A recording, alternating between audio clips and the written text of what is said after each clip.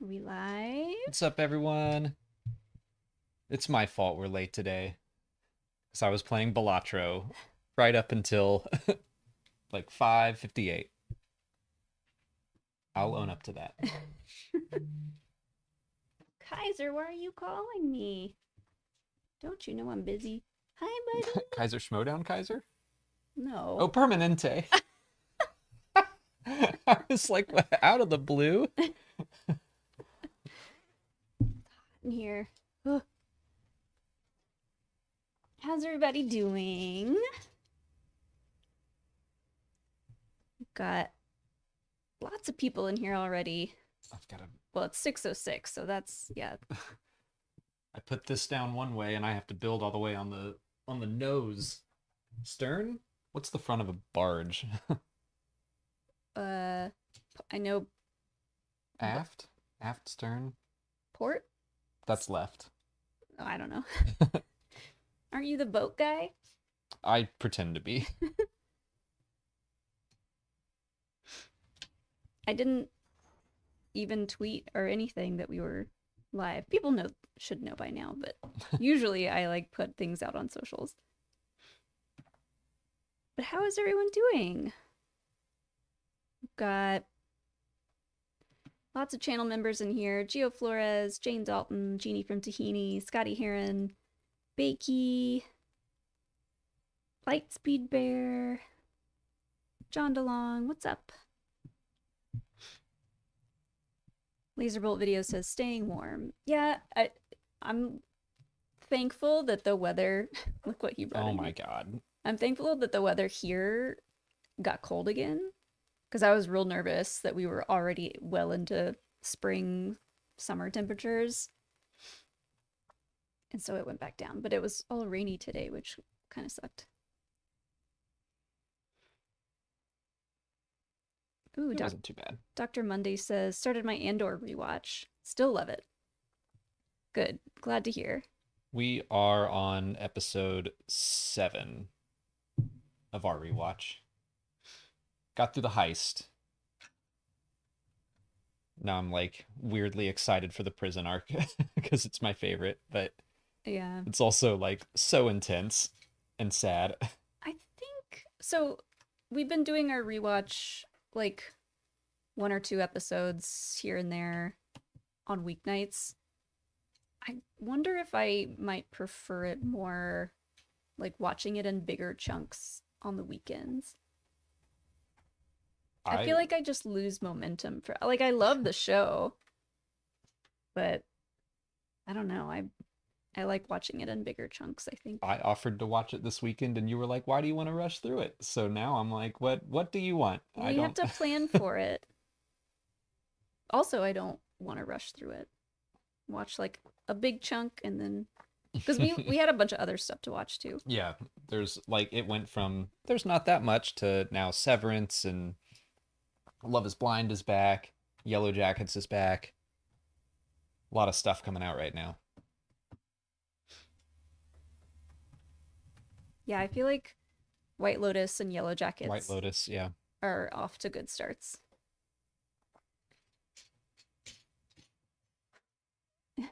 Hilo brought a different toy in here this week, but it's like one of those food toys where you like put their like kibble in all these different little holes so it takes them longer to eat. Looks like a colorful holocron. But I don't know if he got all the food out of He it. did. And now he's just trying to eat the little fabric pieces on the inside.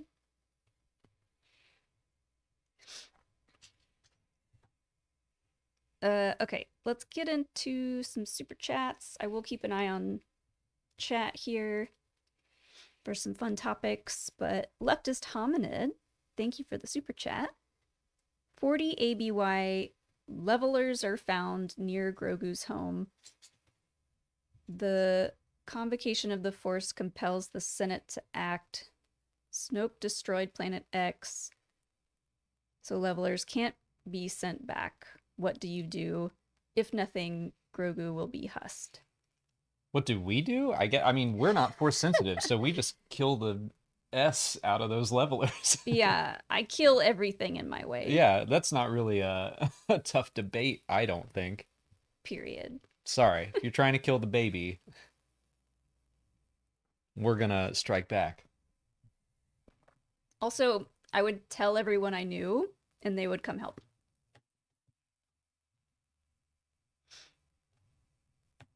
If we were Jedi, that would be harder, but we're not, so we can just get a gun. Yeah, we can. Yeah, we can tell all the Mandalorians like, Oh "Hey, yeah. your foundling is in trouble." Honestly, yeah, we just give Din a call and then he would probably take care of it, no problem. Hopefully, they're around somewhere. I just start blasting.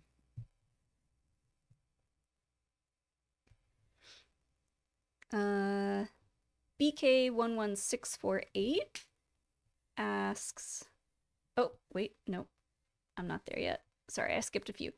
Uh, Scotty Heron has the next one. Thank you for being a member of the 603rd. Who wins in a fight? Love these questions. This one's coming pretty early in the stream. Who wins in a fight? One Turgle-sized Scuba Steve or 15 Scuba Steve-sized Turgles? This kind of makes me think of last week when we were. I feel like Turgle at his height now. Turgle's not a killer, though. Right. And Scuba Steve has been through so much. So if you. What's six times? Sextuple his height? You make Scuba Steve huge. You just make him insanely powerful. Like, I feel like short Scuba Steve could have taken Turgle at a normal size. Doesn't he have, like, weapons? Or at least, like, things? He has tons of fish. Steve? Yeah. Yeah, he's got fishing equipment, I Fishing assume. So he's Harpoons and harpoons. Yeah. he has survived. Like, if you listen to his full story, he's survived so much. He would destroy Turgle, no contest. So if you make him giant, and it doesn't matter, like you wouldn't even need 15 normal sized Scuba Steves to kill Turgle. Just one. One would do it. One would do it. Oh, poor Turgle. Yeah, Samuel Rogers says Turgle is too bumbling to fight Scuba Steve. I like Turgle, but he would be a goner. I think so, yeah. Turgle is definitely a fan favorite, but I think actually, what do you think? Who do you think is the bigger fan favorite, Turgle or Scuba Steve? I think I see more love for Turgle around. I like them both. If I had to choose between like let's get an action figure for one of them, I would choose Scuba. Oh yeah, they didn't make action figures of any of them, did they? No. Like the side characters, they didn't really make a ton of Survivor action figures at all. Like we got Cal, we got Dagon, but and rumor is there's a Marin on the way, so I'm excited about that. But yeah, I remember someone photoshopped like a Black Series Scuba Steve, and I got so mad because I didn't realize it was a Photoshop at first. And I wanted it. I was gonna buy that immediately. It was like even they had the packaging like it was the little Black Series. Oh, It was just like a tiny little box. Oh. Yeah, Scuba Steve. That's his name? Or Stev? Scuba, well, Scuba Stev, but I still pronounce it Steve. Stev. But yes, it is based off of Scuba Steve.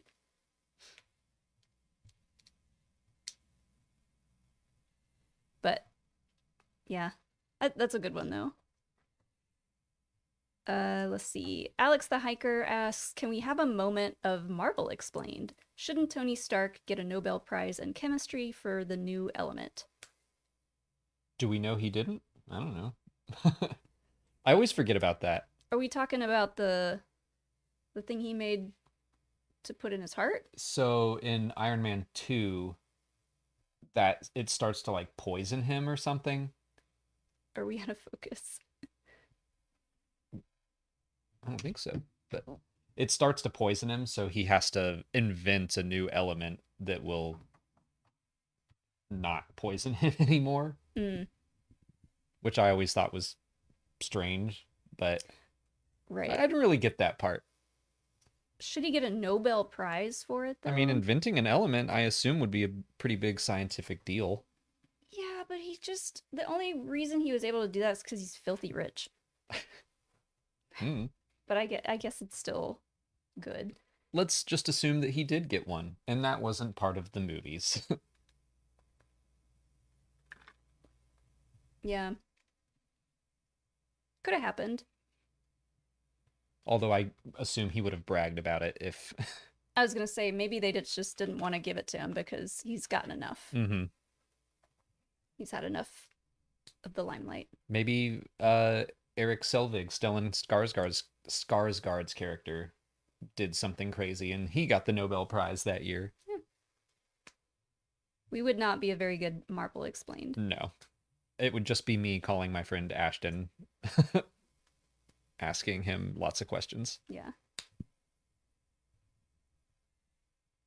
Uh, Adam in the chat says, "Hey, Molly and Alex, just wanted to say love you guys and thank you for your constant positivity for Star Wars." Thanks, Thank Adam. you.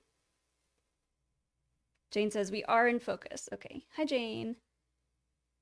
But someone said it was because of the bunny, and I was like, no, I gotta keep the bunny out. Can you show the Lego cam? I got this today. It's like the Easter droid builders I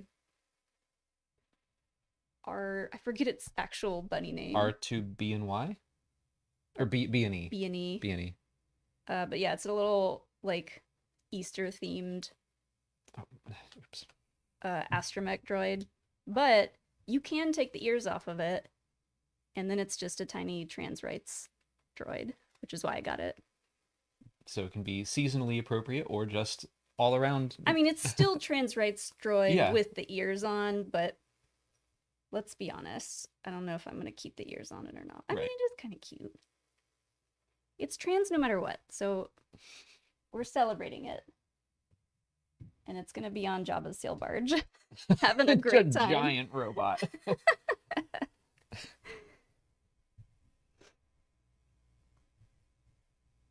Oh, cool.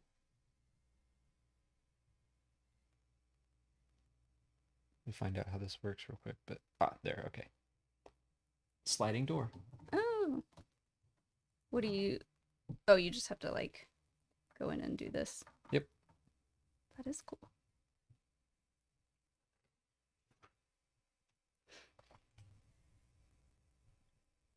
Okay, BK11648 sent a super chat in and said, "Besides the convention, what are you looking forward to doing in Tokyo?" Lots of stuff. I mean, it's kind of overwhelming to think about just like all the things there are to do, but Disney Sea is one that a lot of people have said is cool and like very unique, but also like just the food. I'm ready to just eat so much ramen and sushi. Yeah, I'm just looking forward to existing. Existing in Tokyo. Uh-huh. Like the shopping, obviously, I'm gonna try my best not to shop too much before Celebration because I know I'm gonna want to buy stuff at Celebration too. Well, they usually at least will show here's the Celebration merch, so you can plan what you're gonna get, and you'll have an idea. That's true. We're going to the Nintendo Museum. I'm very excited about that.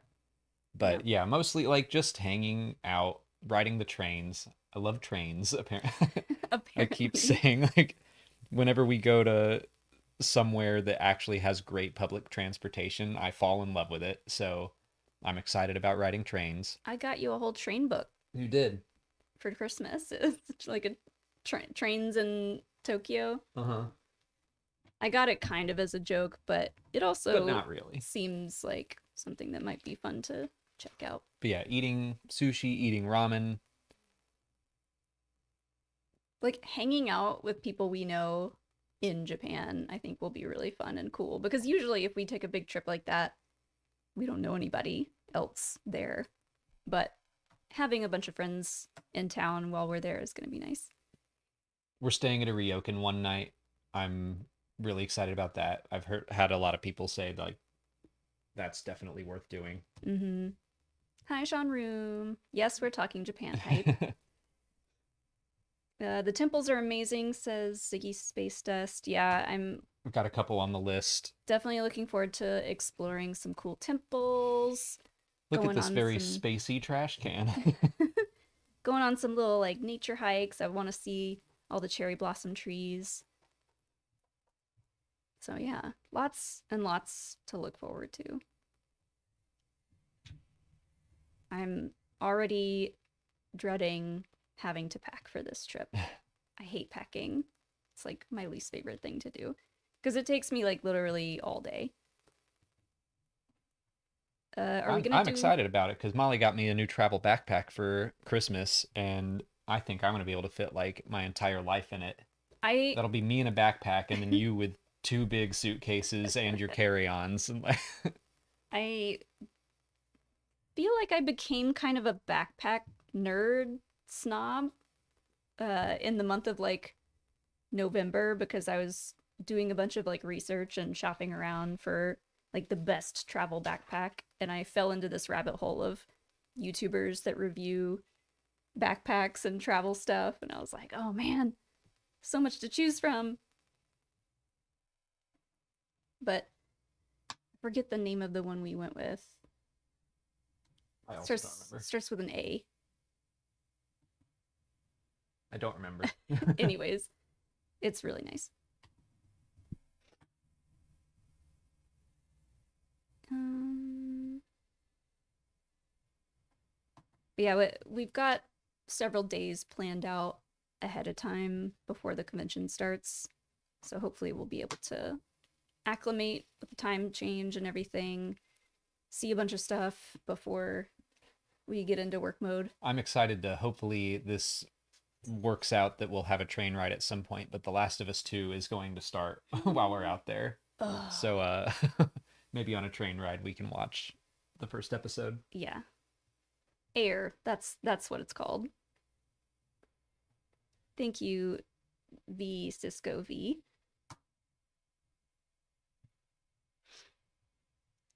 Uh, Bradshaw's Studio sent a super chat in that just says, huh? I don't, what were we talking about when that was sent in? Probably Scuba Steve. Or maybe the bunny. If you had something specific that you were referring to, let me know and we'll go back to it.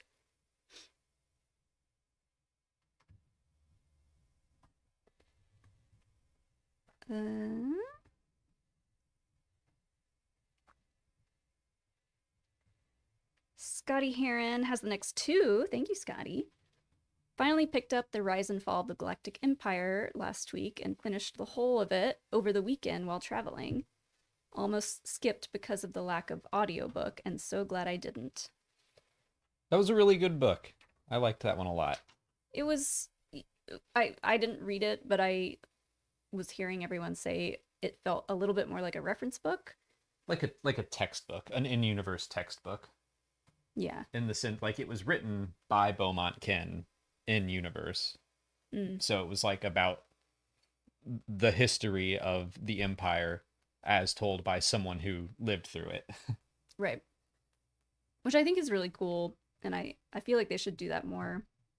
Like in-universe stuff would be cool.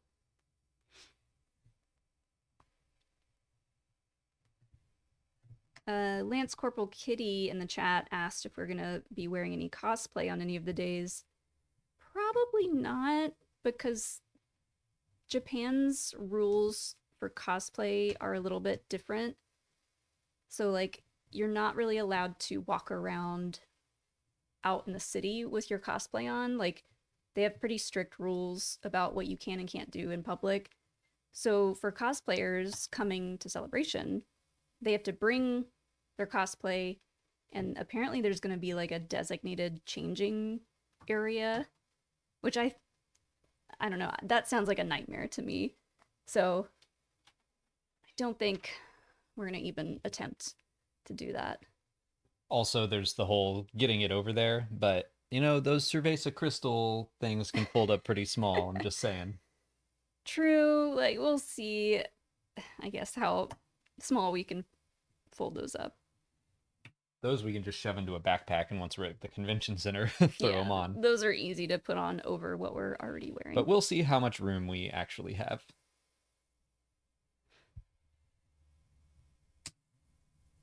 Yeah, Samuel Rogers says probably only allow cosplay at the convention center itself. I think that's the case because I know they said specifically like not on the public transportation, and it's frowned upon to just like walk around outside in that.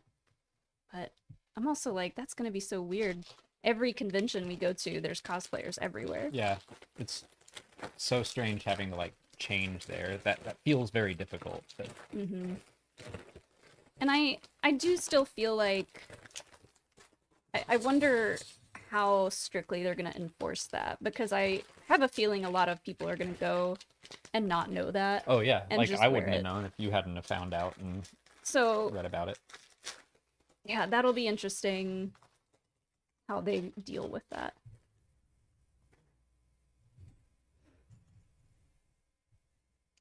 Oh, Scotty went on to say, one of my favorite pieces of Star Wars content in a long time. Loved the footnotes. It read like my old college history books. The footnotes were a lot of A fun. plus plus work. And Chris Kimshall, the writer, is going to be doing a panel at Celebration with Daughters of Ferrix.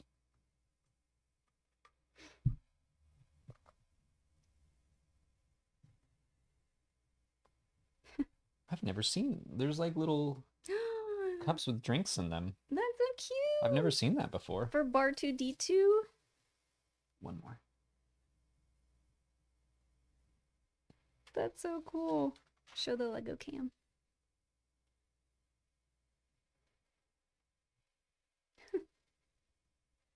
It doesn't look quite like the actual Bar 2D2, Well, but it's pretty drinks. close.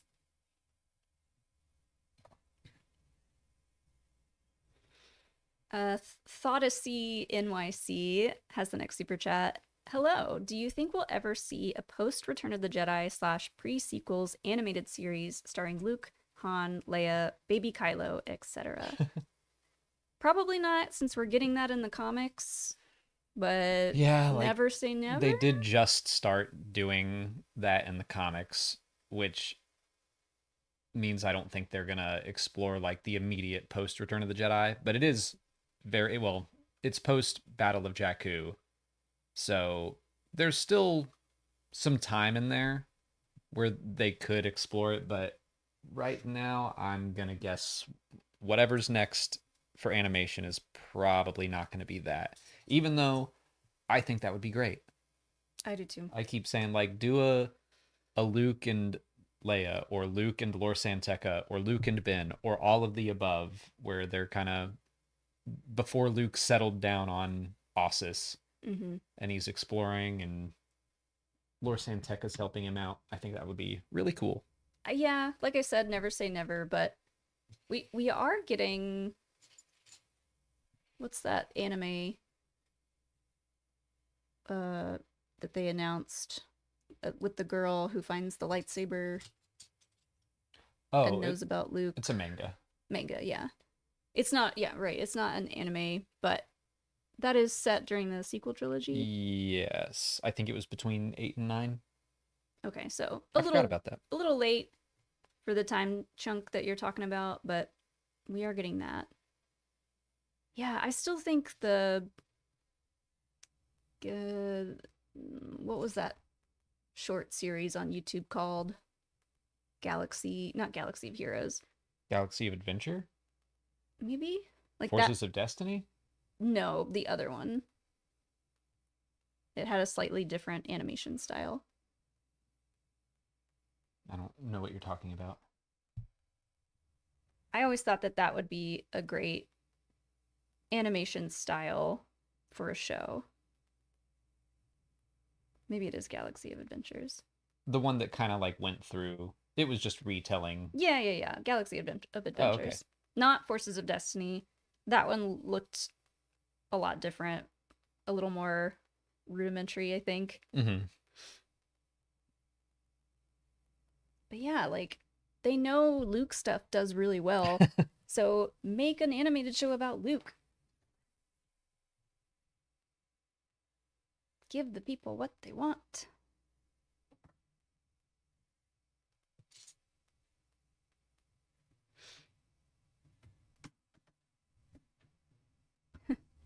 Scotty Heron also says all the trains of Star Wars video someday.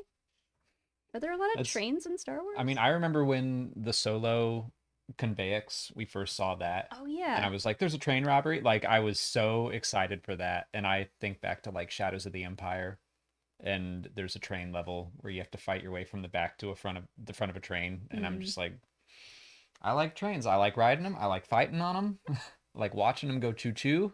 I like turtles and I like trains. Oh yeah, Lightspeed Bear, Luke and Lando, something kind of like Shadows of the Sith would be fun to see like in an animated show. That was a fun team up. I liked that. Yeah.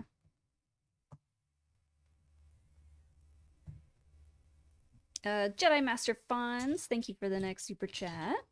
Hey guys, what do you think the Mandalorians were up to during the High Republic? I feel like they would have come in handy fighting the Nile. Yeah, good question. I wonder if they're just I'm uh just chilling. dealing with their own stuff. Like, Mandalore was fine at that point, or no? well, what do you mean by fine? Like not barren. Nah, it was messed up by then. Oh, really? Yeah. Okay. So they were just in their bubbles, maybe, or Yeah. building their bubbles. Yeah, like maybe they were fighting each other. Like that just seems like their cycle, especially what Bo-Katan said. But we know that eventually they have like that full-on civil war where Duchess Satine makes everyone pacifist, and Death Watch is like, I don't want any part of that. Yeah. But they lose. So that's way down the line. So at this point, maybe they were still recovering. Like the end of the Mandalorian Wars would have happened centuries earlier, but maybe they just got really messed up, and they're like, we gotta rebuild and figure out our little bubbles for a while. Chat says they were just fighting with each other a lot. That would make sense.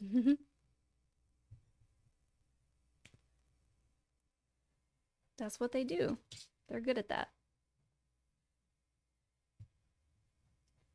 Mark White, thank you for the super chat.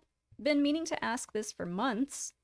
In Revelations/Dark Droids, what's the difference between Fermata Cage, Ajax Sigma Core, Scourge, Spark Eternal, and the frisbee-shaped droid with the 3 connected circles? Okay, Oh, I didn't read any of these comics, I gotcha. so I'm ready for this as well. So I've been working on this year's canon timeline because just about everything I'm ready to finish, or I can like finish up, except for the High Republic and Fall of the Jedi. There's a couple more comics and books coming out that I'm going to try to get into that. But Dark Droids is all wrapped up, and I was like trying to connect that back to the Old Republic era and the High Republic era, and when all that stuff took place. So the Fermata Cage. Let me take a step back. Well, they read Dark Droids and Revelations, but none of the tie-ins. So would that rightfully confuse someone then? I mean, it's confusing if you have read them all. So yes. Sure. So I'm going to start with the Scourge. The Scourge is a droid in the Dark Droids arc that is like this intelligence that wants to take over the galaxy, turn everyone into its own consciousness, so he can like infect droids, and then they become part of his consciousness, and he can kind of see and feel and hear everything that droid is experiencing. Mm-hmm. So he's spreading around. He's also trying to get into cyborgs, and then from cyborgs into flesh, like purely organic beings. Cylons. Yeah, kinda. So that's what the Scourge is in like present day. But originally he was a droid intelligence from like a long, long time ago. And the Sith were so scared of it that when they beat it, they took the intelligence, which is the little disc, and they put it in the Fermata cage. The Fermata cage is something that Sounds like a fancy cheese. yeah, the Fermata cage, yeah. The Sith Lord Gouda made that. No, I'm kidding. Momin made the Fermata cage, and it holds things in stasis in space and time.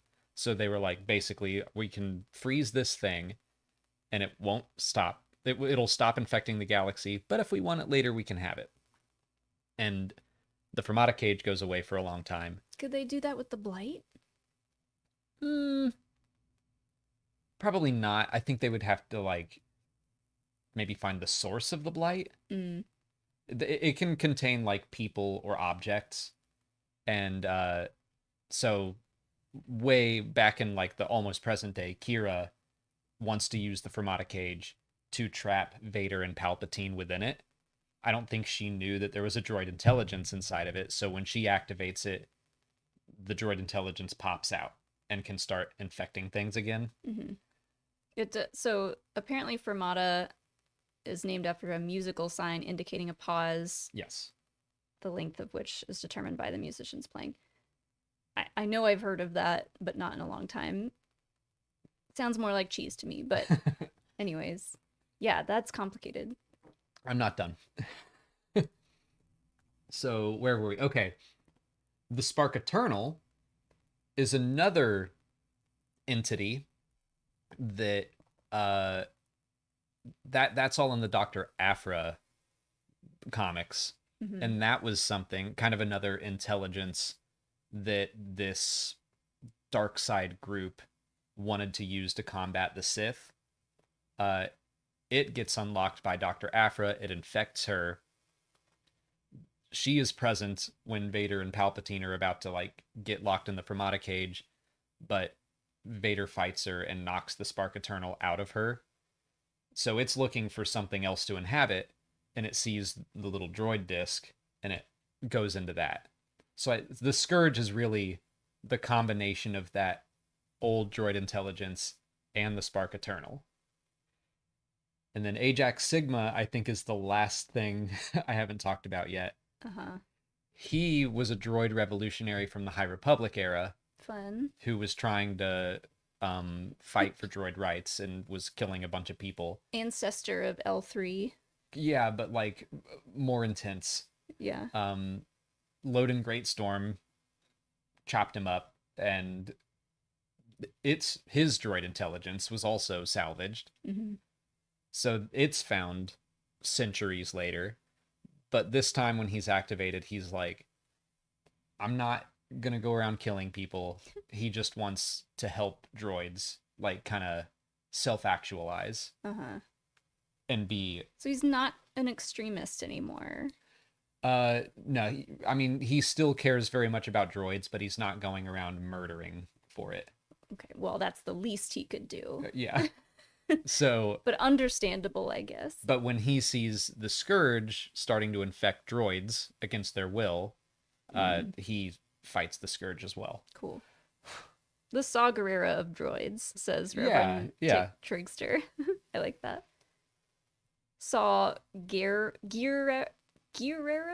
That's hard to say. Gerrera? That's fine. And that's Dark Droids. Goodness. It was weird. Maybe I'll clip that out and be like, here you go, folks who are confused.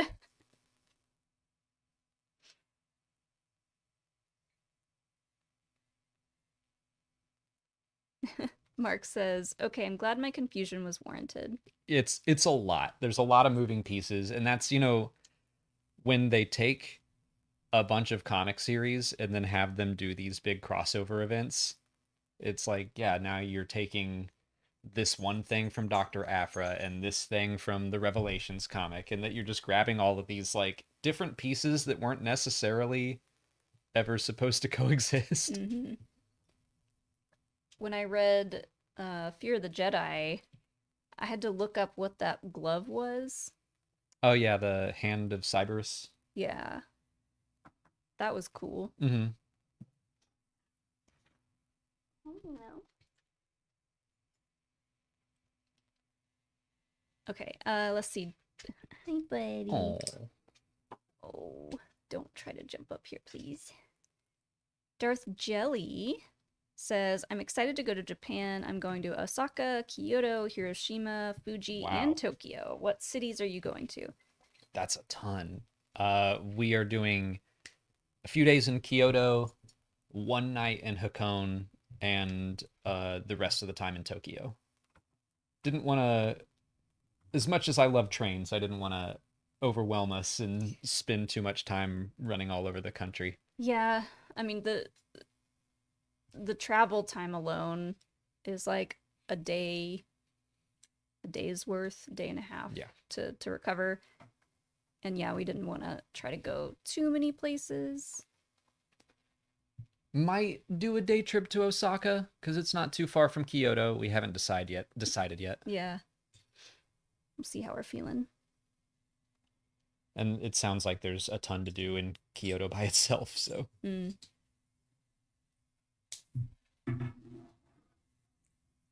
Let's see. Christian Killian has the next super chat.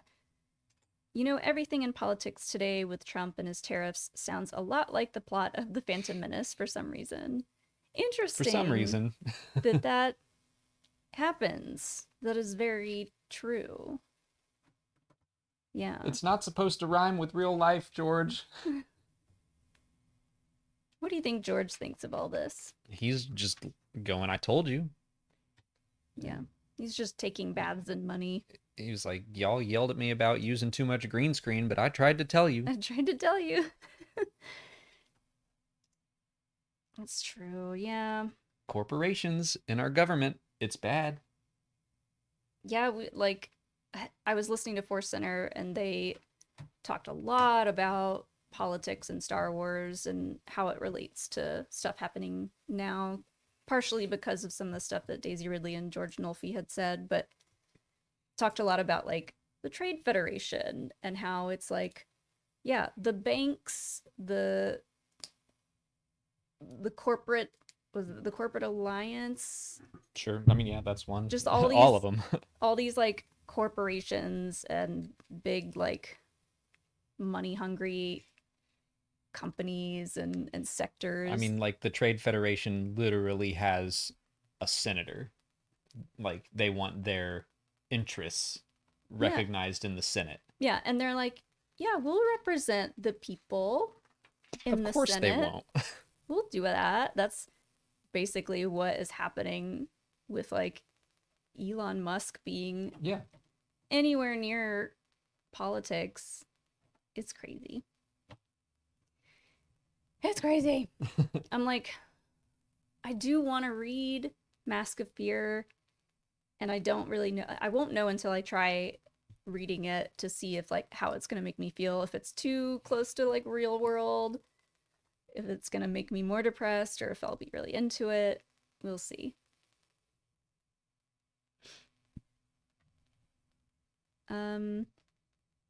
Let's see. Will you do a review for the Tempest Breaker audiobook / script? Did we do one of those? I did not. Oh, I see. Probably not. I don't really love the audio dramas more because like I struggle so hard to focus to them. Maybe when the script comes out, because I usually will reread the story and then it sticks with me much better. I just like I hate that I can't focus on those audio dramas, but like I listen to the same thing several times and it just like doesn't sink in. I'm not an audio learner. Mm-hmm. It depends on what else I'm doing, whether or not I can absorb everything through an audiobook. Like I feel like if I'm cleaning or something or doing something kind of boring, I can absorb it, but if I'm doing anything else that I have to pay attention to, anything I listen, like in the car, I feel like I can listen to an audiobook, but it doesn't sink in because Mm-hmm. I'm so like alert otherwise. But so when I do audiobooks, I will like read the book and listen at the same time, and that helps me stay focused. But are they coming out with a like a they did Dooku Jedi Lost as a book. They've done just about all the audio dramas as scripts as well, so I Yeah. assume this one will get the same treatment. I know when I started Fear of the Jedi, I was like, we need to do a video explaining uh what's her name? Lorna D. Lorna D. Because if you didn't listen to the 2 audio dramas that were about her, I was like, I'm totally lost. I thought she was bad. Well, you haven't been keeping up with the comics either. Yeah, true. But like a big chunk of her story is in those audio dramas, right? Yes.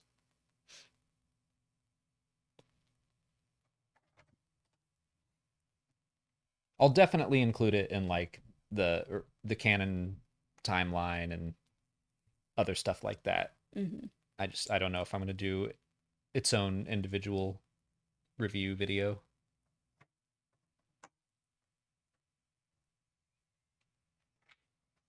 Lightspeed Bear has been a member of the 603rd for 30 months and says 30 months well spent. Keep up the amazing work you guys do. I'm reminded why I love Star Wars every time I put your videos on. Oh, Aww. thanks.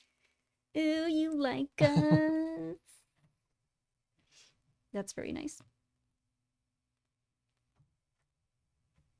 I I was gonna bring this up. Uh, we wanted to talk a little bit about some of the crazy stuff that we've seen on Facebook lately. But you saying reminded me of why I love Star Wars. There's I hadn't been on Facebook. I hadn't been doing Star Wars Explained stuff on Facebook for a long, long time. And then I was like, I feel like people are there. Feels kind of like a missed opportunity. And I had like deleted our page and so I went back and I just set a page up. And so I've been kind of slowly checking things out over there. And there is just I don't know if anyone here like spends time on Facebook, but it is like the wild wild west. It is crazy. Like almost every comment on our stuff is like negative. I'm like, okay. Which is fine. I don't really look at those comments. I haven't been on Facebook in forever. It's like it's just wild that everyone who comes across our stuff who and wants to comment, I would say like 90% of them are like, this is boring, this is stupid, why this, why that? And I'm like, you're here. Why are you here commenting if you hate it? Anyways, that and like, it's so wild because when you start a new page on Facebook, your timeline is just like whatever they want it to be. Also very wild. And for the first couple of weeks we were on there, like I would take a peek at the timeline and I try not to, but it's like all this AI weird stuff, like AI fake movie posters and fake AI like trailers that have hundreds of thousands of likes and comments and views. It's so weird. And I was like, this is wild. But I don't want to like alienate anyone who does still use Facebook because I think it's like any social media, it takes time to like carve out what you want it to be. So like as a brand new media page, they were just like, here's a bunch of stuff and we'll figure out your algorithm from there. But yeah, it was just crazy. So back when we were on Facebook, there's a Facebook group called Star Wars Veritas that is run by my friend Connor. And he's been doing it for a long, long time, several years. And I remember like a year or so ago, maybe less than a year, his page and like a bunch of other Star Wars podcasters that we know, their pages got like taken down and just like deleted, like copyrights stricken because they had the word Star Wars in their group name, which was like they got no warning. They were just like, no, you can't do that. So they had to like start over, and that really sucked. So I've been talking to him about how wild Facebook is. So if you want to spend time on Facebook and you're looking for groups to check out, I would check out them. Yeah, it seems like a lot of people's like weird uncles are just on Facebook. I was going the YouTube has like an inspiration tab that you can check out for like here are some video ideas, and I hadn't been on that in a while, and I looked the other day and it was all AI bullshit. Oh, it was It was wild. so stupid. I saved some of the thumbnails. Like they make up stupid titles It's and stupid inspiration thumbnails. for so it's a tab as a YouTube creator. It's like a tab for inspiration of what they think would do well for us. And it's like technically I guess it's what AI thinks Star Wars is.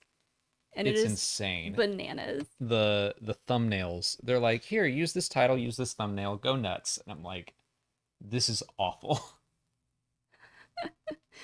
I like he showed them to me and I was like, we have to do something with these to make fun of them. Like I don't want to promote AI images, but I also want to like publicly shame them and laugh at them. So that's a struggle. MC Lego Boy says the ones I've gotten for Lego Star Wars are hilarious. Yeah, if you have a YouTube page, go check out the inspiration tab and just see what's in there because it's probably terrible. crazy.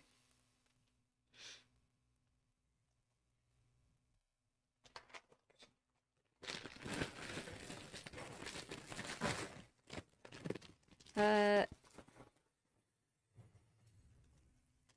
Jared Roulette has the next super chat. I play in a cover band. Concept of a plan. I want to know what songs would you want to hear seeing a 90s slash 2000s pop punk emo punk band. Oh, Say more. how much time do you have? Hmm. Concept of a plan sounds like you could be a Simple Plan cover band. So, uh, Simple Plan songs. yeah, I'm trying to think of. I'm just a kid. Um, is it called Addicted to You? I can't remember, or maybe just Addicted. Can't remember the title of that song, but I'm Just a Kid was the one that I listened to the most. I'm so bad at thinking of remembering the names of like punk emo bands from that time period because I back then I didn't really know any of the names.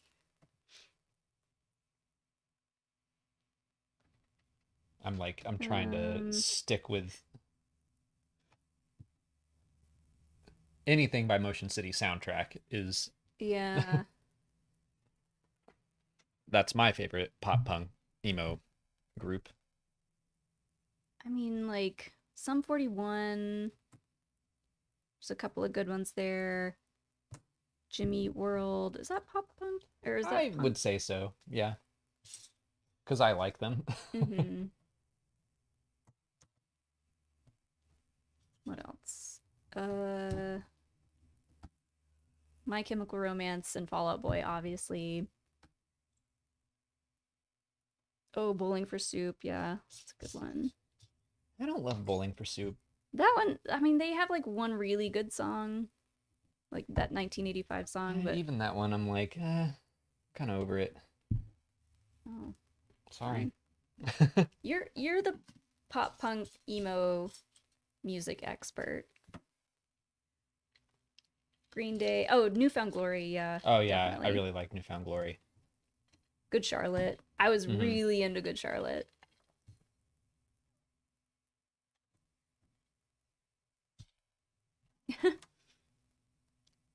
Kevin Newcomb says, just do the Tony Hawk Pro Skater soundtrack.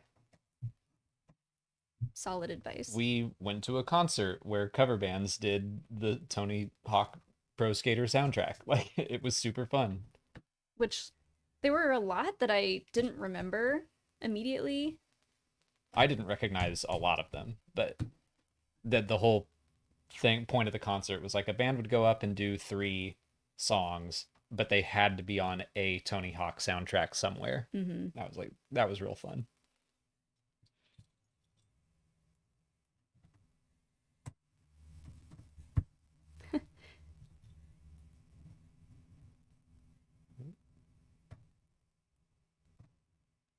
I hope that's a solid amount of suggestions. Jared said we do Blink 182, Green Day, Sum 41, Newfound Glory. That's great. That's a great group to start with. Oh, we also do NSYNC, Backstreet Boys, and Spice Girls. Oh, fun. Now we're talking. Okay. That's more my expertise. Honestly, if I went to see a pop punk band that then all of a sudden broke out some like just pop hits, I'd have fun with that. Yeah. Honestly, if you're a punk emo band and you can't still have fun with like the big pop hits, what are you even doing? You gotta respect the art, right? Tool would be, they're not like really anywhere near I love Tool. pop punk emo, but I mean maybe. I love Tool also. I remember I had a orchestral version of a bunch of Tool songs in high school. I had it on my Walkman, my compact disc player that I would carry, that I would lug around with me. I remember running with mine. Oh, and it would skip. Well, like I would, because I ran cross country and I'd hold go it for like this. Yeah, like I would hold a hand as steady as I could while I'm running with the. It's so stupid, but Oh my god. when the MP3, like my first MP3 player was just this little like red, I don't know, thing that could hold, I don't know, 12 songs, but I was like, this is amazing. What was that Microsoft one called? The Zune? The Zune. It wasn't a Zune. I forget what it was like it was some off-brand thing, but Yeah. I loved it. I don't think I had an iPod until actually I might have gotten one my senior year of high school because I had the hookup in my car for it. I know I had an iPod in high school. I think it had the scrolly wheel. Remember that? Yeah. Had an iPod. Had a little iPod shuffle at one point that I think you got me I did? as a gift. Yeah. Oh. That little green one that's like a clip-on. Oh, yeah. It was a fun idea, but like not being able to choose the songs that would play was kind of weird. I forgot Are you sure I did that? I think so. You're welcome. I forgot. Well, where is it now? It's buried with the other fossils. What's the oldest piece of tech you think you have? Cameras. Mm. Well, because I have a collection of like old vintage cameras. What's the oldest piece of tech that like you from, I don't know, your childhood or just that you owned, not as part of a collection, but because you kept it for sentimental reasons? My silver edition TI 83 Plus. Sure. Yeah. Calculator nerds. It had Mario on it. Thank you. Snake. All those weird games. I probably have something crazy old. I mean, I still have some CDs, but we don't have anything that really plays CDs anymore. Well, that's like I know somewhere I have a floppy disk of like Yoda stories and Indiana Jones adventures, which I kept just out of sentimentality. No possible way to play them. A floppy disk? Little 3.5-inch, but I remember doing I loved those games. A project my freshman year of high school and putting it on a floppy disk. I remember my dad got so hyped over zip drives which they were like mega floppy disks, Mm-hmm. because those held what, 3 MB, and he got this thing. It was like this attachment to the computer that it looked like a floppy disk, but it held like 10 MB, and he was like, "You won't believe," and he was so proud of it. We have our N64, Yeah, which was like I was lucky to have several gaming consoles growing up because like here he comes. my dad would buy them for me. Hi, buddy. Look at Oh, the me. big stretch. Oh. Thank you. Oh. Oh. Um, VHS tapes. I Yeah, still you have do have a lot of VHS tapes. quite a few VHS tapes. We borrowed for my birthday last year. I threw like a 90s themed party and we borrowed a TV that had like the VCR combo and we were just like playing tapes on it all night and I was like, "Man, I want a VCR player." Cuz I have Sailor Moon on VHS and Animorphs. Anyways, we could go on and on. Hello, buddy. Someone said, "What breed is Hilo?" He is a German Shepherd Hound mix Eat some thumps. with. We think maybe he's got some Rhodesian Ridgeback in him, but he's just a big old baby. He is 100% baby. Yeah, the place we adopted him from just said German Shepherd Hound. Which the only German Shepherd he really shows is like the parts of his tail are black, but I think his body shape is yeah, pretty shepherd. you can see that. But his coloring is much more Coloring in his head like a is all hound. hound. Okay, I want to get to this question because I think it's great. Elo Asti, you always have good questions. Alex, Molly, Ashton, and Garrick Hagon must carry the one ring to Mordor. Who do you pick as a ring bearer who can resist the ring the longest? Well, I don't know Garrett. I mean, I've met him. He seems great, but I wouldn't. You know what? He can't carry the ring because I don't want him to be mean to me. And Too Frodo. precious. Yeah, well, Frodo gets mean to Sam. The ring makes him mean. Yeah. So he can't carry the ring because if he were mean to me, it would break my heart. Oh. I'll carry it. I can be mean sometimes. I'll forgive you. And I don't mind. I'll get over it. Honestly, I think out of all of those people, I'd be able to resist. If I had to resist, Wow, you think I think- a whole lot of yourself, huh? I think I would be able to. But there's part of me is like, would I want to I'd put that thing on like immediately Yeah. and be like, "Woo! I got it. It's mine." Yeah, I don't know that I would trust you with the ring. Not that I'm saying I would do better. I would How be would Ashton do? what does she say? I would be a dark queen, or Uh-huh. I would rule as a queen. In Me place and of a Dark Galadriel. Lord, you would have a queen. Yeah, me and Galadriel would talk. I'd be like, is Valinor really that great? Like, we could really do some cool stuff here. No, I don't know.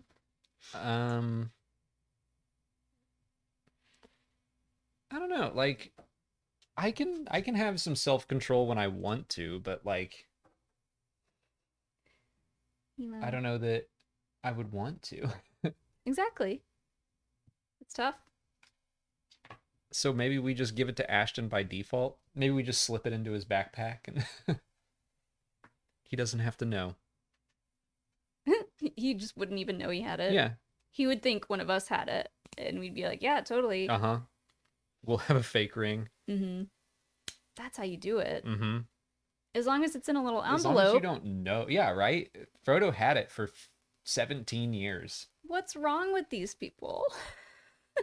Just put it in an envelope. Put it away. Stop wearing it on a chain around your neck. I guess it's like too precious to not just like have on you. if in Yeah, but case it like were lost again. it's kind of the thing of, well, if you never told Frodo what it was, then maybe it wouldn't have affected him so. If you just kept it in the envelope the whole way to Mordor, and you were like, all right, let's deliver the What mail. if he dropped it Why like would he drop halfway it? through? Because it's in an envelope. Well, don't drop the envelope. Like, you know it's important, but if you're just like, hey, we need to destroy this ring. Put it in a fanny pack and strap that thing on and go for it. We figured Everyone's it out. always talking about, well, why didn't they take the Eagles to Mordor? I'm like, why didn't they leave it in the envelope? I know, right? What if you just gave the ring to an eagle? Oh, they would have, no, that'd be bad. No? Because they're very powerful beings. Oh, Hilo knocked over Grogu. No. But hey, it wasn't me. Uh oh, Lord of the Rings spoilers. I know. Okay, so Scotty has another fun question here. Last one for today. Who wins in a fight? One Claude-sized Meeber Gascon or 15 Meeber Gascon-sized Claudes? I think Meeber Gascon, a big, like, what's Claude gonna do? He's He has no arms. which one is Meeber Gascon? Is he the general? Colonel, Colonel? the D squad guy. Oh yeah, he's winning for sure. He's got all the Not to mention, he can call upon the droids for aid. yeah. You said that like Uh Rohan. huh. Gascon calls for aid, and D squad will answer. I think a Claude-sized Meeber Gascon would get really, really far in any situation. I just, yeah, like, we've never seen Claude do anything, which I think is part of the joke. I love that joke of He was like, fixing something on the ship. yeah, but how? It's kind of like the geode of it all, where with his head tendrils. Well, he works on electric stuff, and his little tendrils, I think, are like they conduct electricity. You're just making that up? Mm. I mean, it's not bad. I think I heard that somewhere. I think you made that up. That's okay. Uh, I I like that joke a lot where Poe walks by and he's like, Claude, how's that power surge coming? And he's like, what? What am I supposed to do? He was kidnapped, or like he got on the wrong ship somehow, That and he's that's like that is true. not supposed to be there. That is 100% true. Like, What? that Where was their his backstory where was that story told?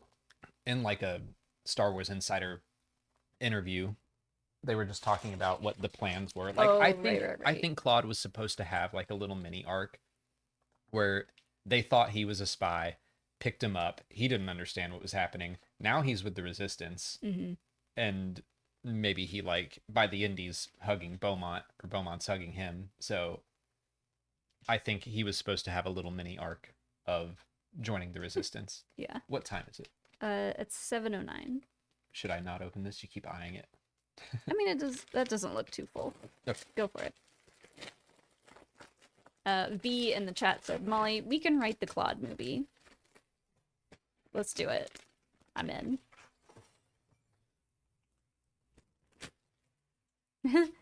Jedi Master Fawn said, Hilo cameo, good boy. He is a good boy. He's staring at us from across the room like, what are you I doing? want more snacks. I know, he's mad at me because I put over half of his dinner in that little toy thing. It's hard. Like, I've never had a dog that I paid this much attention to exercise-wise. Yeah. Like, I've had dogs my whole life, and like most of the dogs we had growing up, my parents didn't really walk them because we had a huge backyard, and if they wanted to go run around, they would do it back there. And you had two of them. But yeah, and we had two, so they would kind of entertain each other, but also they were pretty lazy by nature. And then our first dog, Biggs, who was a Beagle Basset mix, I think. He was extremely lazy. So lazy. Such a sweet boy, but like didn't love. I mean, he would like He to got go. excited when you'd be like, "Hey, do you want to go outside?" He He was like, "Yes, I do." But yeah, then he'd go out and pee and be like, "This was nice." back in, take me back. Yeah, his favorite thing was to like get under the covers in the bed or like on the couch and just lay there. It was really really sweet, but He tricked me. I always remember that we went down to the shelter and I wanted a dog I could play fetch with, so I threw a ball and he went and got like charged down, got it, brought it back, like knew how to play fetch completely. And I was like, this is exactly what I want. I want a beagle. He's perfect. He's so sweet. He plays fetch. We got home and he's like, never playing fetch again. he did sometimes. But like we didn't play fetch with him enough, I I think. mean, we were in an apartment, so it's not like we had a lot of space to do that. Yeah. But when we would go to like the park or something, he's like, I'm just gonna smell things. See you later. Yeah, he would just bark at other dogs having fun. But so when we got Hilo, we got him as a very very small puppy. 2 months old. Adorable, cutest thing I've ever seen. And then he just kept growing and growing and growing and had just unlimited amounts of energy. Unlimited power, you might say. Yeah. Had to take him on like I mean, still to this day, at least one walk a day. Long walk. Yeah. And then even then he's like starts ripping and running throughout the house whenever he gets like a jolt of energy. How old is Hilo now? He is Almost 6. yeah. He'll be 6 in May. Yep. Got him in 2019.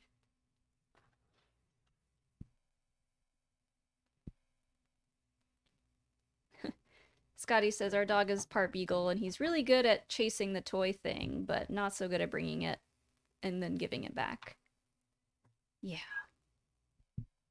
But Same like with Hilo. Hilo does really well at the dog parks. Like he's pretty good with other dogs unless they're sometimes if the dogs are bigger than him, he kind of gets like intimidated.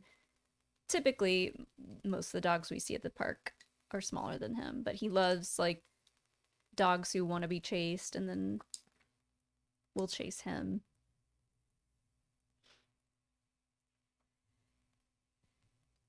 Oh, Bakey, thank you for being a member of the 603rd.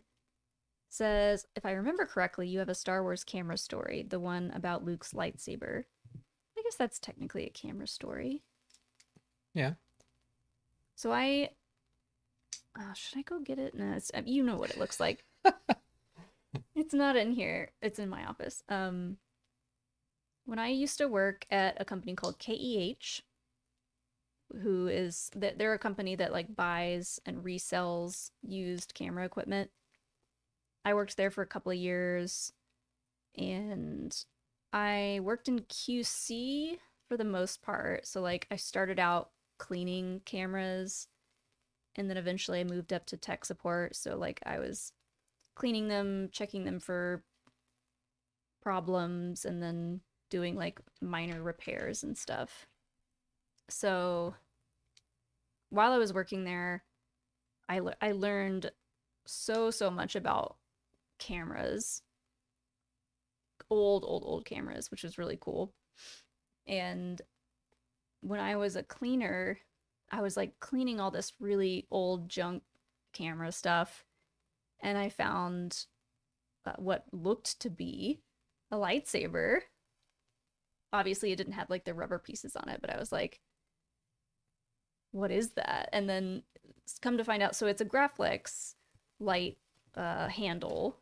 So like one of those old flash bulb light pieces that would attach to the old-timey cameras that like you can put the sheet over your head and you hold the flash up here and you click it.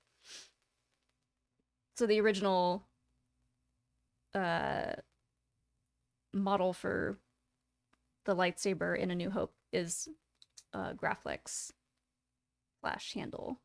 So that's what I found. And I was like, this doesn't work. And I took it to my manager and I was like, this doesn't work. Can I have this? And he was like, it doesn't work? I was like, no. He's like, yeah, it's junk. And so I was like, hee. So I just like took it home. I think he actually did know what it was, but he was like, if it doesn't work, then I'm. At that time, that company did not have their eBay resell section yet. So lucky me. Now they have a whole eBay thing, and like they find a way to sell any piece of junk that they get, especially something like that has like an odd value elsewhere for like collectors. But yeah. So I took it home.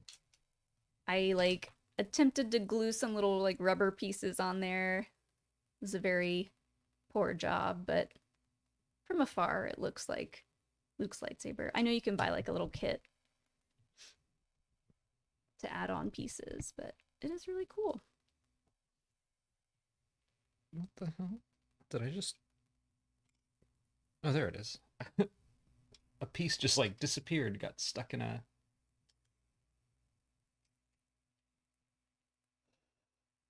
No stickers? I see stickers. There was a sticker, but you were in the middle of your story. I did Oh, it. I'm sorry. all right.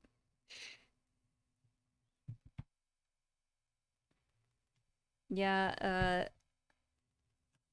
oh, Charlie the Unicorn says, Lego Cam is working. I know, right? Look at I us keep go. looking at it. I'm like, I don't know why it stopped last week. I do think we should keep the other lens on it though, so we can zoom it in a little more. I mean, I could have zoomed it in more, but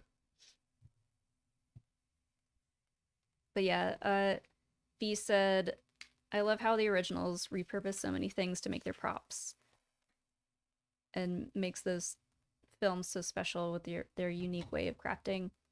I agree. I mean, I feel like working for ILM, those people were just a bunch of like carpenters and camera nerds who were like, let's see what we can make. one more small bag with the rest of it, and then we'll be halfway through the set. Okay. And parts of working at KH were tedious because it was very much an office job, and like you sit in the same spot all day and do the same thing over and over, and it's like very performance based, and I don't know, it's kind of like typical office stuff. But the people that I met there and the stuff that I learned, I think was pretty valuable. And a lot of the older people that worked there reminded me so much of like watching documentaries about the people who started ILM, where they were just a bunch of camera nerds and they were like, I wonder if this piece would work on this thing. And they were just like Frankensteining things together. But yeah, super cool. Is this the last bag of book 1? Yep. How many books? 2. Oh. So that's what we'll be halfway through. Nice.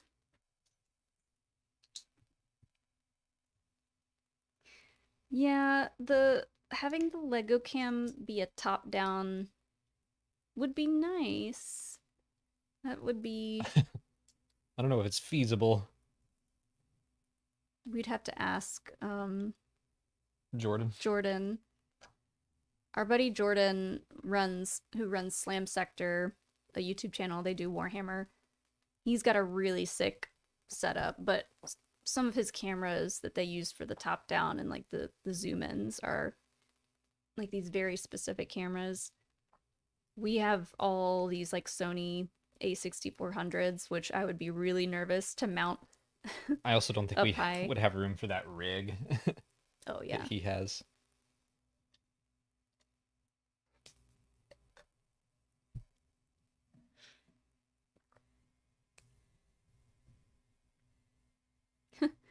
Is Jabba happy with the building progress for a sail barge? I don't know. Let's ask the Jabba that I just bought today. Look how cute he is. This could basically be Rada. That's what I was like. That might as well be Rada. It's too cute to be Jabba. I found these at Kroger today, and like they're out with all the Easter stuff. Yeah.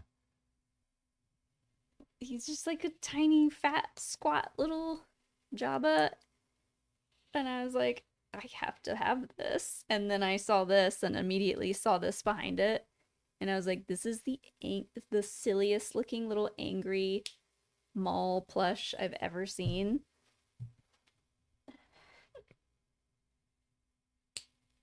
He's so mad. I guess he's supposed to be kind of egg-shaped. Maybe that's... Yeah, you said they were in the Easter Well, stuff, and I was like, why? But that one looks like an egg. This one just looks like a cute little Jabba. they're also just like the Squishmallow toys are all kind of shaped like this. But yeah, this can be the Jabba that's on the sail barge. I think it comes with a Lego. Are you trying to shove all these giant things in? That's what I like to do.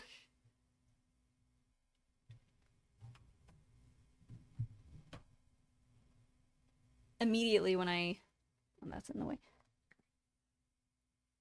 When I took those out of the bag and was like taking the tags and stuff off of them, Hilo looked at me and was like, "Are those for me?"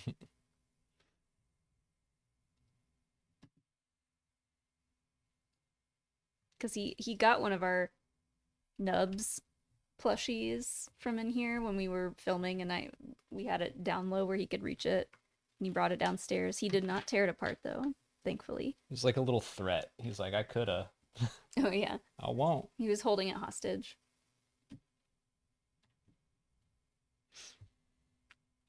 Okay, Jamie Dorr has the next question here. Thank you, Jamie. Hi again. I wanted to ask you last time, why did none of the Jedi from Luke's Jedi Order modify R4s with R2 heads like they were from the Clone Wars era instead of using the newer models? Huh? What? Why did none of the Jedi from Luke's Jedi Order modify R4s with R2 heads like they were from the Clone Wars era instead of using newer models? What would be the point of that? I don't know. I assume we're talking Legends? I don't remember this being a thing. Why didn't they modify R4s with R2 heads? Because R2 heads are cuter. I don't know. But yeah, they're saying why didn't they?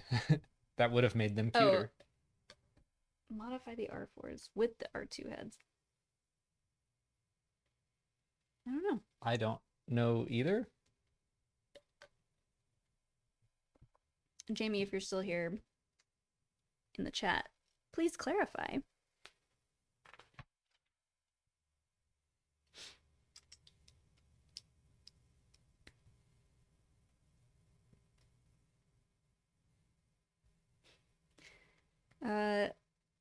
Let's see. Robert Schwartz sent a super chat and said, Skeleton Crew 2 plot. Discovery of AT-AT's mints devalues credits and causes hyperinflation, leading to a real cause of rise of the First Order. Kids blamed. We're not blaming It's the all kids Wim's fault. for any of this. Wim is just going to continue to be blamed for everything bad that happens from this point forward. Precious, and he's like, it's not my fault. precious babies. I didn't mean to. That is pretty sad. I'm curious to see if they address AT-AT and inflation at all. I don't really think they're gonna. So crazy. Like, if I ever got the chance to talk to anyone that worked on Skeleton Crew, really, I would be like,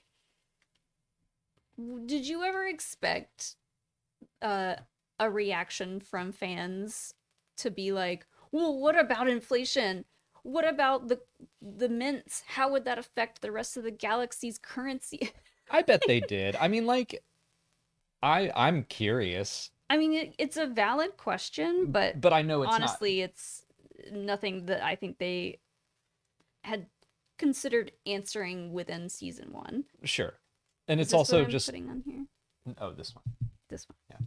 It's not the point of the story at all. So I'm like, that's fine. I don't need it answered, but Mhm. I am curious. Oh, shoot.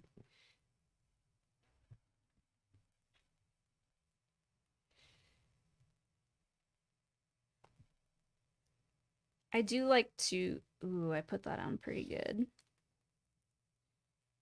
Proud of you. Oh, that's really good. I do like to think. My headcanon is that Leia and Mothma were the main like two people that came to the rescue, basically. Not in the X-wings, but the Mothma. Then one of those B wings. that would be cool. In the blockade Right.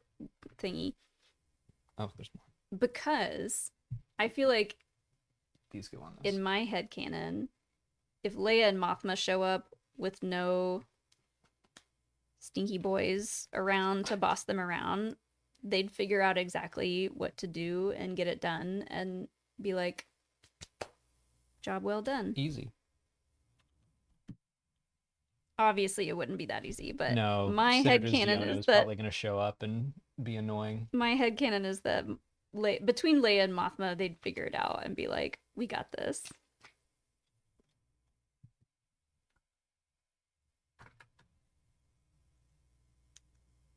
Sticker time. I think I like doing the stickers because it's high stakes. It is. That's why I hate doing them.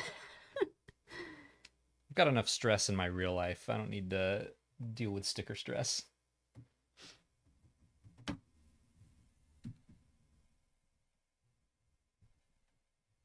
Done with book 1.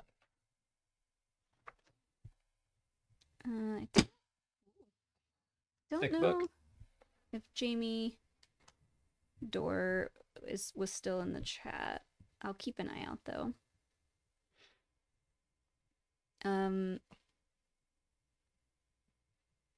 Here's another fun one from BK11648. Thank you for the super chat. If you could have been on set to see any single scene in Star Wars, a movie or TV show filmed, what would you want to have been present for? Ooh, this is a good one. That's a tough one. Honestly, for me, I might say the Dagobah set. I went to Empire as well. Seeing Frank Oz play Yoda and like all the puppetry stuff. Also, while he has an intense fear of snakes. Yeah. Yeah. Keeping his cool. He's a pro. My first thought was the I am your father scene, just because only. Oh, wait, but they didn't even say that. So, What? Mark Hamill was told that that's what the line was going to be. Luke, I'm your father. Or no, I'm your father. But David Prowse said, Oh. Obi-Wan killed your father. So, What? because they didn't want that secret to slip out. Oh. So Mark Hamill knew what he was supposed to actually react to, and he also David Prowse was apparently notorious for letting things slip. Damn. So they didn't want to tell him. Come on, David. Get it together. Do better. That is crazy to me that even back then in 76, I guess, when they filmed this, or no, not 76, 79. 79, they had to alter stuff so that key plot points wouldn't leak. Like, that will never go away, and it's only gotten harder to prevent from happening. And then the working title Blue Harvest, like that's why they didn't want fans coming to the set. So now working, like Star Wars did a bunch of behind the scenes stuff too. Yeah. That are still going. So yeah, that would be kind of boring to be there on the day. Unless people were losing their minds like, what? Obi-Wan killed his father. Oh my gosh. I mean, I'm sure watching like Frank Oz and other puppeteers. I'm sure Frank Oz got plenty like tired and frustrated and mad having to do all that because the set sounded like really hard to kind of work in and around. And yes, he had an insanely crazy fear of snakes, and they had lots of snakes on the set. So I don't know that that would have been a super fun time, but in my mind, it would have been Now I'm like, if I could go back. I think I'd want to go. If I could turn back time. I'd want to go somewhere that had a cool set. I think, like not the volume, but something that was built that was real.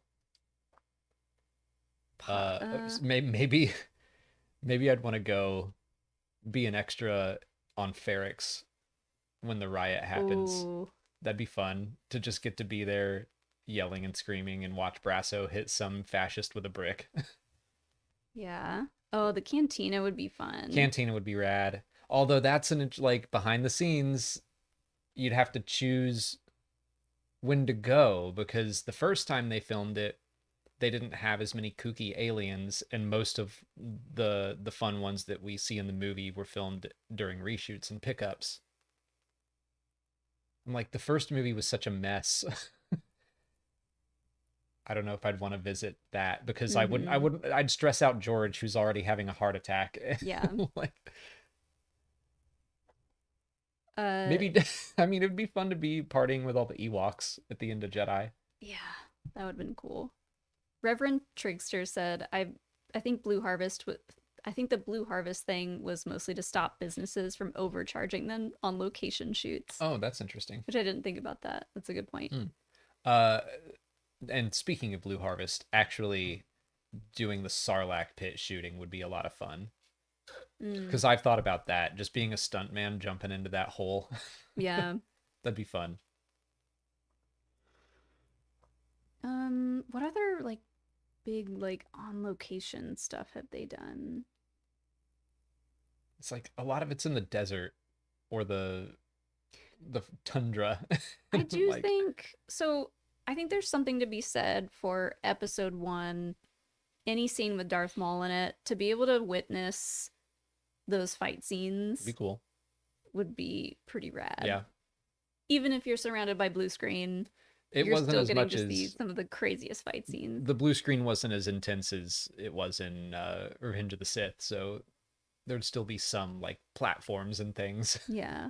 Or that scene from Attack of the Clones where Jango Fett has the umbrella.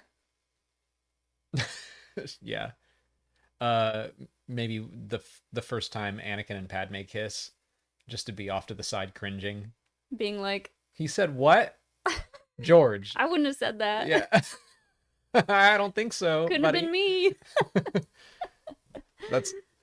I still love the Tag and Bink comic where they're just out of frame and they hear like, why is he talking about they're trying to help him riz up Padme. And they're like feeding him lines and they're like, why is he talking about sand? Oh my god, it's working. They kissed. Matthew Lang says the Pisana Festival. Yeah, that'd be fun. With all the honestly, Rise of Skywalker had some the Kajimi set looked rad.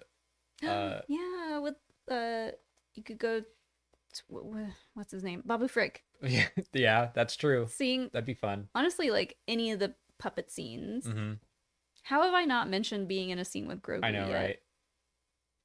I feel bad for that, but I don't know. In the grand scheme of things, I think I'd rather be witness to something from the original trilogy, just to be able to like catch the vibe for what things were like back then. If I was put in anywhere near a scene being filmed with Grogu, that puppet is gone. You just like got me thinking about Grogu and smiling now. I'm just like, man, that first episode of The Mandalorian, I was a little iffy on it at first. I was like, this isn't exactly what I thought it was going to be, but this is okay. Oh my god, is that a baby Yoda? Like that ending to that episode, it's like such a cool way to introduce Star Wars to television. Yeah.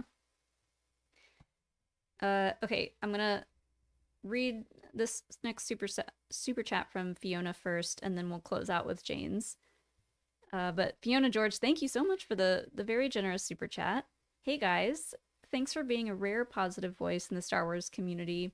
I'm more of a casual fan, but some of the negative stuff I see on Star Wars is so frustrating, especially some of the stuff I've seen about the Acolyte.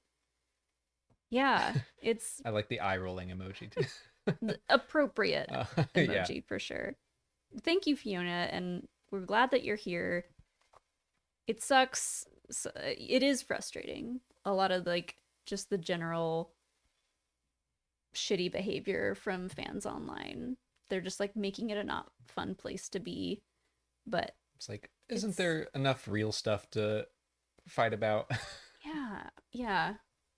Like let's just this is something that we can kind of control, like our behavior on the internet, and You'd think. we yeah, we can make this a safe space. So that's what we try to do. Yeah. So glad you're here. Thanks, Fiona. Oh, did I miss one from Scotty? Shoot, I did. Okay, I'll read this one and then we'll close out with Jane's. I'm already trying to think of. I know what Jane asked. Yeah. I know what she's about. Okay. Scotty, thank you for another super chat. About to start an Outlaws replay. If you could give Cal one piece of equipment of K's and give K one piece of gear of Cal's, who gets what? That's fun. I think Kay could use Cal's. I mean, she has like the grappling hook, but Cal has like the ascension cable that'll shoot out.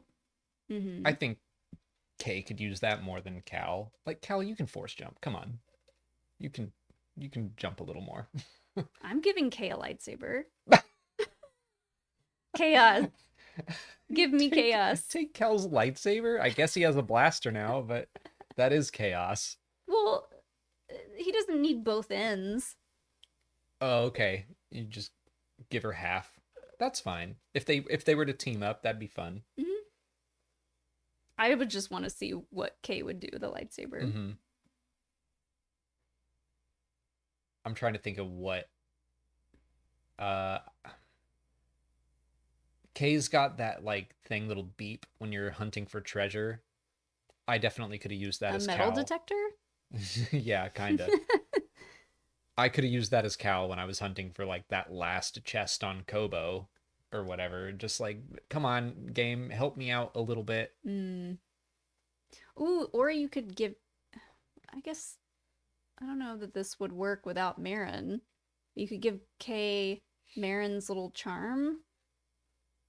I don't know that it would work without the Force, but Oh, I guess. well, I don't know. I mean, maybe she could, because you had to like force dash through the force fields for that to work, but maybe you could just walk through it. I don't know, or run real fast.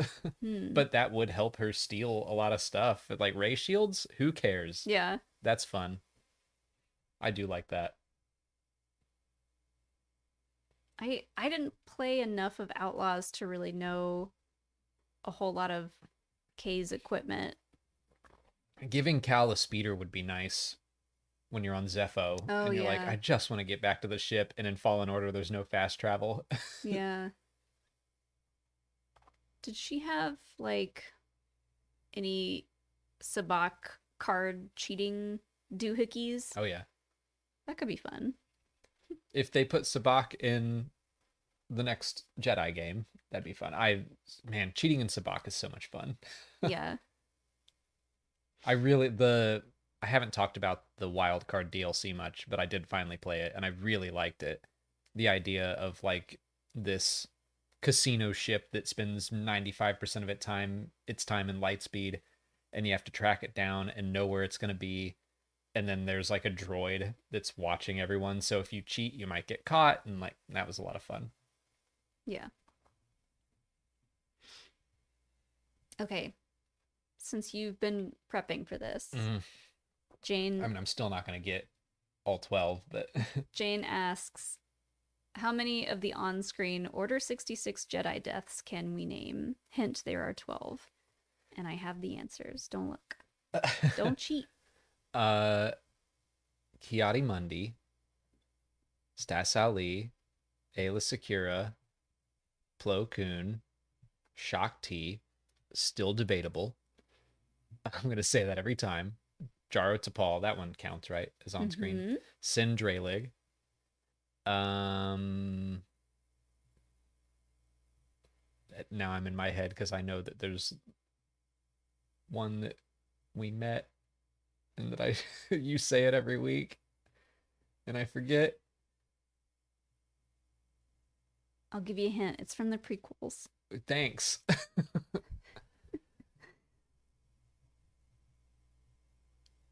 It was a little kid. God damn it. Zet Jukasa. Yeah. God, I forget that one every time. Um, are those the ones that I should know? That's 8. That's 8. Yeah. Then there's the woman from Obi-Wan Kenobi. Did I say Jar Ball? Mm-hmm. Okay. And 3 other nonsense names. Is one of them Benny? Yeah. That stuck into my head. That counts. But Benny and the Jits. What's their name? It's just Benny. Oh, just Benny? Or Bene. All right, I'm glad I got it. I thought there was a last name. So that's 9. All right. Or wait, is that 10? Well, it's 10, but I didn't know the name of the. So there's 2 more. Well, 3 more names, but. So we got to figure out you're witnessing what we used to do for the Schmodown. Mm-hmm. And if there was like a group of things that I would try to get him to remember, I would make up really stupid ways to remember them. So for me, one of these has a similar first name to Sailor Venus, which you probably don't know. But her like English first name was Mina, so Minas Felty. Minas Felty. Minas Tirith. Yeah. Maybe that's more up your alley. Minas Felty. Okay. Minas Velty. Vel is Velty. on Minas Tirith. Okay. Stupid ways to remember things. Did you say Sindralig? Yes. Okay. Oh, the other one is like the weird name that I can't remember how to say. Whie Malreaua.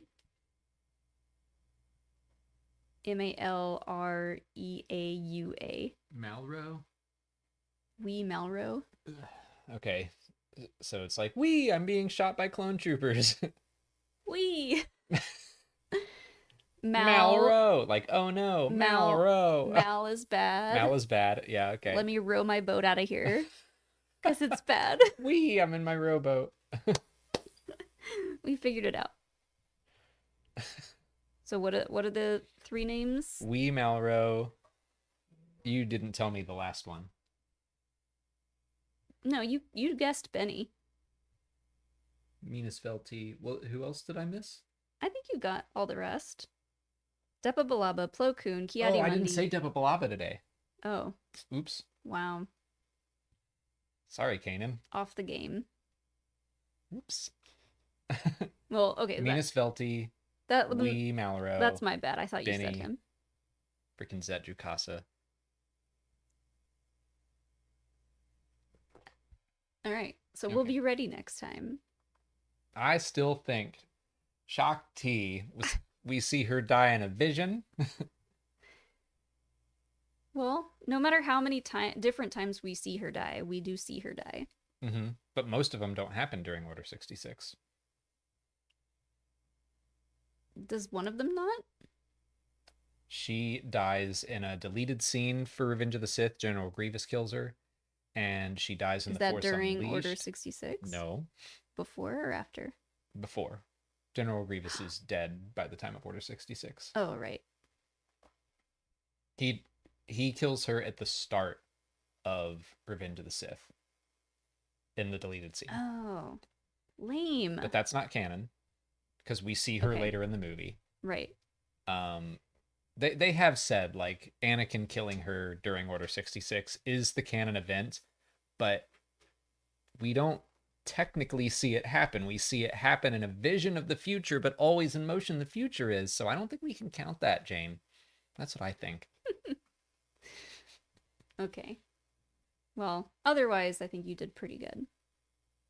I'm proud and shocked I got Benny. It's from me singing Benny and the Jets every time it comes up. I think subconsciously you remember that. Mm-hmm. Probably. But I think that's gonna wrap it up for us tonight. Been going a long time, and we gotta still cook dinner. But oh yeah, Jane says Dave Filoni says that it is a vision of the future that came true. So take it up with Filoni. But when we see it, it hasn't come true yet. Always in motion. So I'm just saying. No, I get it. Mm-hmm.